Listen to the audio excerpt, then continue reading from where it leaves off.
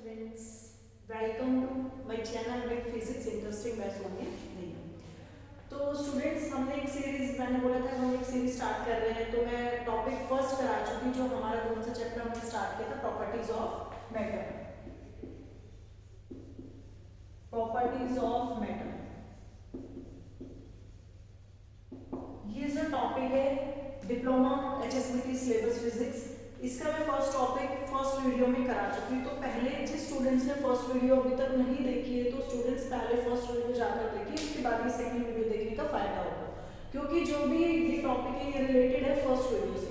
क्योंकि कुछ टर्म्स इसमें ऐसे यूज हुई है, restoring force and deforming force, ये सब फर्स्ट वीडियो में मैंने अच्छे से कराया। तो आप पहले फर्स्ट वीडियो वॉच करें देन सेकंड वीडियो। ओके, तो हम सेकंड अपना टॉपिक स्टार्ट कर रहे हैं, स्ट्रेस एंड इट्स टाइप्स। ये काफी इंपॉर्टेंट टॉपिक है एग्जाम पॉइंट ऑफ व्यू से, जो कि आपका 4 मार्क में आता है डिप्लोमा HSBT फिजिक्स सिलेबस में। Okay, stress and its types. तो फर्स्ट हम डेफिनेशन करेंगे स्ट्रेस। What is stress? अब नाम से क्लियर होगा कि एक तरीके का ये फोर्स से अप्लाई करना है, एक टाइप का फोर्स ही है। वो कौन सा फोर्स है वो देखते हैं। Stress is defined as the restoring force acting per unit area of the body deformed by an external force. जैसे कि मैंने लास्ट वीडियो में आपको बताया अच्छे से, डिफॉर्मिंग फोर्स क्या होता है, रिस्टोरिंग फोर्स क्या होता है। तो स्ट्रेस बेटा क्या होता है? Stress is defined as the restoring force acting per unit area. तो मैं आपको एक एग्जांपल से क्लियर कर देती हूँ ये रिस्टोरिंग फोर्स क्या होता है। ये देखिए, ये एपरेटस है हुक्स लॉ का। अब रिस्टोरिंग फोर्स और डिफॉर्मिंग फोर्स मैंने वैसे लास्ट क्लास में बताया, आपको पहले वो वीडियो देखनी है, आफ्टर दैट आप सेकंड वीडियो वॉच करेंगे, ठीक है, क्योंकि वहां से आपको अच्छे से क्लियर हो जाएगा। मैं यहाँ आपको एग्जांपल से बता रही हूँ। डिफॉर्मिंग फोर्स क्या होता है एक्चुअल में, जैसे ये वेट है हमारे पास, ये 50-50 ग्राम के वेट है, ईच वेट इज ऑफ 50 ग्राम। तो जैसे मैं यहाँ वेट अप्लाई करती हूँ, ये देखो लोड लगाया मैंने, तो इसकी वजह से क्या हुआ है, ये डिफॉर्मेशन इन स्प्रिंग। ये आपका जो स्प्रिंग है, पहले इसकी लेंथ क्या थी, उसके बाद इसमें क्या हुआ है, डिफॉर्मेशन मतलब चेंज इन लेंथ। इसकी लेंथ में, शेप में, साइज में, पोजीशन में चेंज हुआ है। तो ये फोर्स कौन सा अप्लाई किया है मैंने, डिफॉर्मिंग फोर्स। अब मैं डिफॉर्मिंग फोर्स को रिमूव करती हूँ, ये मैंने रिमूव कर दिया अपनी ओरिजिनल शेप में। देखो डिफॉर्मेशन हो रही है, चेंज हो रहा है लेंथ में, शेप में, साइज में, पोजीशन में। अब जैसे ही मैं डिफॉर्मिंग फोर्स को रिमूव करती हूँ, मतलब वेट रिमूव करती हूँ, तो अपने ओरिजिनल शेप में वापस जा रहा है, स्प्रिंग अपने ओरिजिनल शेप में वापस आ गया। तो ये किसकी वजह से वापस आया अपने ओरिजिनल शेप में? Due to restoring force. तो रिस्टोरिंग फोर्स क्या होता है कि कोई भी ऑब्जेक्ट, कोई भी मटेरियल, कोई भी बॉडी अगर अपनी शेप वापस ले लेती है आफ्टर रिमूविंग डिफॉर्मिंग फोर्स, उस फोर्स को हम क्या बोलते हैं? Restoring force. जो कि मैंने ये वर्ड यहाँ लिखा हुआ है, रिस्टोरिंग फोर्स।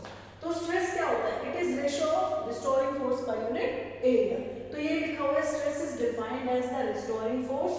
उस बॉडी में जितना रिस्टोर हुआ है, जैसे पहले डिफॉर्म हुई, चेंज हुआ लेंथ में, उसके बाद वो बॉडी अपने ओरिजिनल शेप पे वापस आएगी, किसकी वजह से? Due to restoring force. तो वो एक पर्टिकुलर एरिया पे आपने फोर्स अप्लाई किया था, तो वो एरिया, पर्टिकुलर एरिया जो है वो आपको डिनोमिनेटर में लिखना है और न्यूमरेटर में आपको जो रिस्टोरिंग फोर्स है आपका, वो restoring force per unit area. अब जो रिस्टोरिंग फोर्स है वो इक्वल ही होता है डिफॉर्मिंग फोर्स के। जितना आप डिफॉर्म कर रहे हो किसी भी बॉडी को, उसी के मैग्नीट्यूड के इक्वल उसमें रिस्टोरिंग फोर्स होगा। जितनी वैल्यू से क्या हुआ आपका डिफॉर्मिंग फोर्स आपने अप्लाई किया है, सेम वैल्यू रिस्टोरिंग फोर्स की होगी, सेम मैग्नीट्यूड होगा, बट अपोजिट इन डायरेक्शन। जैसे आपने क्या किया, डिफॉर्म किया, कितनी वैल्यू से आपने डिफॉर्म किया है, 1 to 100, सेम ही वैल्यू से रिस्टोरिंग फोर्स की भी वैल्यू क्या होगी, सेम ही होगी, but in opposite direction. Deformation नीचे की तरफ हो रहा था, लेंथ में चेंज हो रहा था, बट रिस्टोरिंग में क्या है, सेम अपनी पोजीशन पे आ रहा था, वो क्या है, रिस्टोरिंग फोर्स। तो स्ट्रेस में क्या आता है, रिस्टोरिंग फोर्स आता है बेटा, रिस्टोरिंग फोर्स। और रिस्टोरिंग फोर्स की जो वैल्यू होती है इन मैग्नीट्यूड, वो इक्वल होती है डिफॉर्मिंग फोर्स की, बट अपोजिट इन डायरेक्शन। तो it is the ratio of restoring force per unit area. तो इसका फॉर्मूला क्या होता है, फोर्स पर यूनिट एरिया, और that force is restoring force. अब यहाँ से हम यूनिट देख लेते हैं, यूनिट क्या होती है रिस्टोरिंग फोर्स की। फर्स्ट आती है आपकी एसआई यूनिट। फोर्स की तो सबको पता होगा क्या होता है, न्यूटन। इसको हम किससे रिप्रेजेंट करते हैं, कैपिटल एन। एरिया की क्या होती है, मीटर स्क्वायर। तो इसकी यूनिट क्या बन जाती है आपकी, newton per metre square is SI unit of stress. ये आपकी SI unit.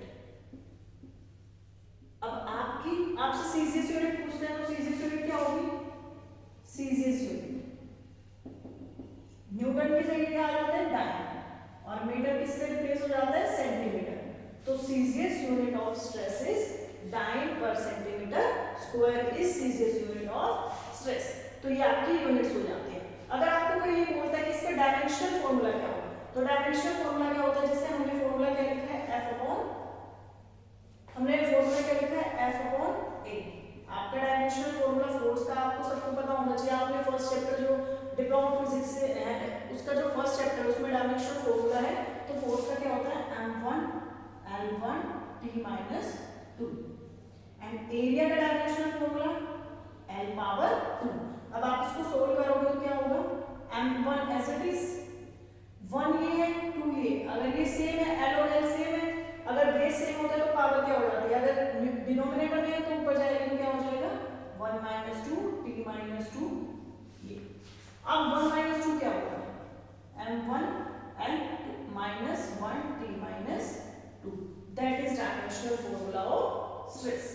m1 l minus 1 t minus 2 is the dimensional formula of stress. Okay, I think ये आपको क्लियर होगी स्ट्रेस की डेफिनेशन क्या होती है। अब स्ट्रेस के कितने टाइप्स होते हैं, क्योंकि क्वेश्चन क्या था हमारा स्ट्रेस एंड इट्स टाइप्स। अब स्ट्रेस के टाइप्स कितने होते हैं, स्ट्रेस के टाइप्स होते हैं मेरा 2। तो फर्स्ट है आपका normal stress, second is tangential stress. First normal stress, second is tangential stress. Name से ही आई थिंक क्लियर हो जाना चाहिए। नॉर्मल स्ट्रेस का मीनिंग क्या होता है, आपने मैथ्स में किया होगा 10th में। नॉर्मल मतलब होता है परपेंडिकुलर। नॉर्मल का मीनिंग सिंपल होता है परपेंडिकुलर। अब परपेंडिकुलर क्या होता है 90 डिग्री, अगर किसी भी सरफेस के साथ 90 डिग्री का एंगल, जैसे ये कोई आपका सरफेस है, अगर इसके साथ ऐसे 90 डिग्री का एंगल बन रहा है, ये कोई सरफेस है, अगर ये ऐसे 90 डिग्री का एंगल बन रहा है तो ये क्या होता है normal, that is equals to, मतलब नॉर्मल में क्या बोलते हैं परपेंडिकुलर। तो जो एंगल होना चाहिए वो हमेशा क्या होना चाहिए 90 डिग्री, किसमें नॉर्मल और परपेंडिकुलर के केस में। अब यहाँ स्ट्रेस की बात हो रही है, स्ट्रेस क्या है, एक तरीके का फोर्स ही है। अब नॉर्मल स्ट्रेस की बात हो रही है, नॉर्मल मतलब अगर जो ये स्ट्रेस आप अप्लाई कर रहे हो, जो भी फोर्स अप्लाई कर रहे हो किसी भी सरफेस पर, वो किसमें होना चाहिए, उसकी डायरेक्शन क्या होनी चाहिए 90 डिग्री टू दैट सरफेस। जैसे परपेंडिकुलर, जैसे ये वायर है, आपने वायर यहाँ फिक्स कर रखी है, अगर इस वायर को आप स्ट्रेच करते हो, इसकी लेंथ में चेंज होगा स्ट्रेच करोगे, तो अगर आप फोर्स अप्लाई करते हो ऐसे, अगर आप इसको स्ट्रेच करते हो ऐसे, तो ये जो एरिया है वायर का, वायर के परपेंडिकुलर डायरेक्शन में आपने फोर्स अप्लाई किया ना, 90 डिग्री का एंगल बन रहा है इस एरिया के साथ, इस फोर्स की डायरेक्शन में क्या एंगल बन रहा है 90 डिग्री। अगर 90 डिग्री का एंगल बन रहा है तो वो कौन सा स्ट्रेस होगा, नॉर्मल स्ट्रेस। अगर आप इसको स्ट्रेच करोगे और उसको रिमूव कर दोगे, डिफॉर्मेशन हटा दोगे, तो वो वापस अपनी शेप में जाने की कोशिश करेगी, दैट इज रिस्टोरिंग फोर्स। तो नॉर्मल स्ट्रेस की डेफिनेशन क्या हो जाती है, the restoring force acting per unit area. Same definition जैसे आपने स्ट्रेस की लिखी ना, restoring force acting per unit area, एक पर्टिकुलर एरिया में अप्लाई करना ना, एक पर्टिकुलर एरिया, तो per unit area normal to the surface, जिस भी सरफेस पर आप फोर्स अप्लाई कर रहे हो उस सरफेस पे जो फोर्स होगा वो किस डायरेक्शन में होना चाहिए, perpendicular to that surface, normal to that surface of the body is called normal stress. First example ये, सेकंड एग्जांपल लाइक ये देख सकते हो आप, ये क्यूब लिया है मैंने। अब ये क्यूब के 6 फेसेस होते हैं, 1 2 3 4, एक बैक साइड होता है आपका, ये है पीछे की तरफ, और एक ये है, तो 6 फेसेस होते हैं आपके, 1 2 3 4, एक बैक साइड होता है, एक ऊपर की तरफ होता है, तो 6 फेसेस होते हैं। अगर आप एक पर्टिकुलर इस फेस पे फोर्स अप्लाई करते हो, नॉर्मल डायरेक्शन में फोर्स अप्लाई हो रहा है क्योंकि ये फेस ऐसे है, तो इसके ऐसे ऐसे 90 डिग्री का एंगल बन रहा है ना, ये एंगल जो है ये 90 डिग्री का बन रहा है। जैसे ये ऐसे इस टाइप से, इस टाइप से कोई भी सरफेस है, तो ये आप फोर्स इस तरीके से अप्लाई कर रहे हैं 90 डिग्री, तो 90 डिग्री का जहां भी जिस भी सरफेस के साथ फोर्स का 90 डिग्री का एंगल बन रहा है सरफेस के साथ, तो वो कौन सा स्ट्रेस हो जाता है आपका, नॉर्मल स्ट्रेस। ओके, ये आपकी नॉर्मल स्ट्रेस की डेफिनेशन थी। अब सेकंड आपका आता है टेंजेंशियल स्ट्रेस। टेंजेंशियल का मीनिंग क्या होता है, पैरेलल टू द सरफेस। आप जिस सरफेस पर फोर्स अप्लाई कर रहे हो, फोर्स की डायरेक्शन उस सरफेस की क्या होनी चाहिए, पैरेलल। जैसे एक एग्जांपल लेके दिखाती हूँ मैं, जैसे ये हमारे पास ये बुक है, ये आपकी बुक है, ठीक है। अब ये सरफेस है इसका ऊपर वाला, अगर इस पे फोर्स अप्लाई करना है तो आपको कैसे करना है, ये जो है ना ये सरफेस, इस पे आप फोर्स अप्लाई कर रहे हो, इसके पैरेलल डायरेक्शन में, ये देखो डिस्प्लेसमेंट हो रही है ना बेसिस में, पहले बेसिस इस तरीके से थी बिल्कुल स्ट्रेट, अगर मैं ऐसे फोर्स अप्लाई कर रही हूँ तो डिस्प्लेसमेंट हो रही है बेसिस में, तो एक ऊपर के आप एक पर्टिकुलर एरिया पे आप क्या अप्लाई कर रहे हो, फोर्स अप्लाई कर रहे हो, दैट इज टेंजेंशियल स्ट्रेस। मतलब पैरेलल डायरेक्शन में, जैसे कि बुक रखी है इसके पैरेलल डायरेक्शन में। नॉर्मल क्या होता है इस टाइप से, नॉर्मल क्या होगा, जैसे मार्कर मैंने ये किया तो नॉर्मल इस सरफेस के साथ 90 डिग्री का एंगल बन रहा है ऐसे।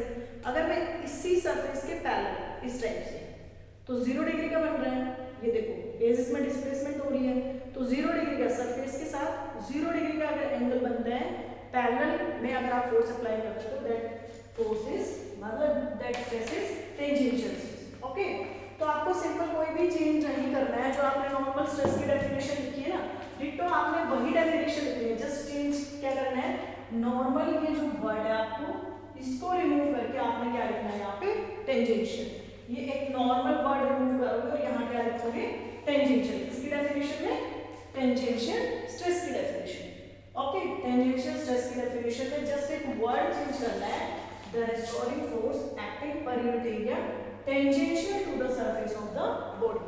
यहाँ एक वर्ड ऐड हो जाएगा टेंजेंशियल, और कोई चीज नहीं है, normal meaning perpendicular direction, tangential meaning अगर प्लेन के साथ 0 डिग्री का एंगल बन रहा है पैरेलल, आप कोई भी फोर्स अप्लाई कर रहे हो अगर वो parallel to the surface apply कर रहे हो तो वो कौन सा स्ट्रेस हो जाता है, टेंजेंशियल स्ट्रेस। मैंने अभी एग्जांपल लेके दिखाया आपको बुक का एग्जांपल, कैसे आप फोर्स अप्लाई करते हो उसके केस में, तो हो जाता है आपका टेंजेंशियल स्ट्रेस।